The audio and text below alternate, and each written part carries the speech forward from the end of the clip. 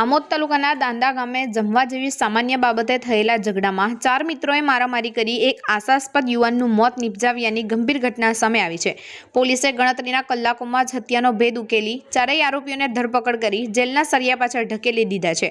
પ્રાપ્ત માહિતી મુજબ દાંદા ગામે રહેતા વિષ્ણુભાઈ પ્રવીણ વસાવા તેમના 4 મિત્રો રાહુલ ઉર્ફે મેહુલ પ્રવીણ વસાવા, ભૂમિત અરવિંદ વસાવા, અલ્પેશ ચંદુ વસાવા અને કનુ ચંદુ વસાવા સાથે 14 તથા 15 જાન્યુઆરીના રોજ જમવા બાબતે વિવાદમાં પડ્યા હતા।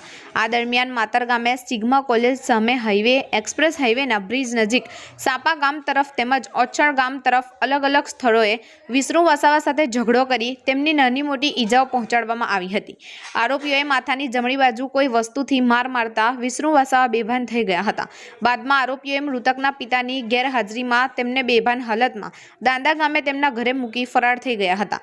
15 જાન્યુઆરીના રોજ મૃતકના પિતા પ્રવીણ અમરસંગ વસાવા હલદરવા ગામેથી ઘરે પરત ફરતા પોતાના પુત્રને બેભાન અવસ્થામાં જોઈ આસપાસના લોકોને મદદથી સૌપ્રથમ આમોદ સામૂહિક આરોગ્ય કેન્દ્ર અને ત્યારબાદ ભરૂચ સિવિલ હોસ્પિટલ ખાતે સારવાર માટે ખસેડ્યા હતા, જ્યાં 17 જાન્યુઆરીના રોજ વહેલી સવારે હાજર તબીબે તેમને મૃત જાહેર કર્યા હતા। મૃત્યુ અંગે શંકા જતા મૃતકના પિતાએ આમોદ પોલીસને જાણ કરી હતી।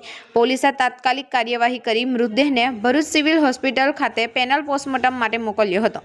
18 જાન્યુઆરીના રોજ મળેલા પોસ્ટમોર્ટમ રિપોર્ટમાં માથામાં ગંભીર ઈજાના કારણે મોત થયાનું સ્પષ્ટ થતાં પોલીસે હત્યાનો ગુનો દાખલ કરી ચારેય આરોપીઓની ધરપકડ કરી હતી। પોલીસ દ્વારા આરોપીઓને ઘટના સ્થળે લઈ જઈ રિકન્સ્ટ્રક્શન પણ કરવામાં આવ્યું હતું। પોલીસ વધુ તપાસ કરી રહી છે।